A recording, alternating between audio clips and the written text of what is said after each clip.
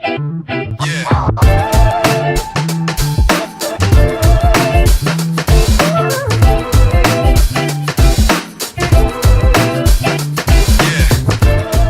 mga boss at madam, may nagpadala sa atin ngayon ng sample ng Oxbar Pro.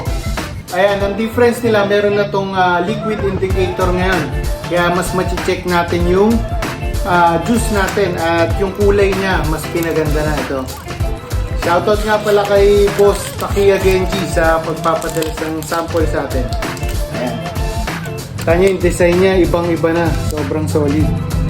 Saka ang dami niyang flavors. Ang daming flavor sobra. Flavors. Ayan, meron na rin siyang lace na kasama included. Tapos ang design niya yun, sobrang classy ng tingnan. Ayan.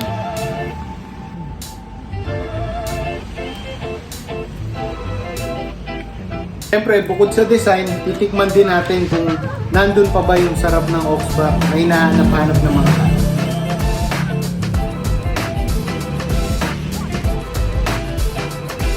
Sobrang solid pa rin. Sobrang sarap talaga. Ayan. Andyan na yung indicator natin ng battery tsaka ng juice natin. So ano pang hinihintay nyo? Visit lang kayo sa Local Vapors. Meron tayong 18 flavors na available nito o bumisita kayo sa pinakamalapit na vape shop sa inyo. Kaya salamat sa Oxbar at saka sa Flaba sa pagpapadala sa amin nito. Thank you. Yun lang.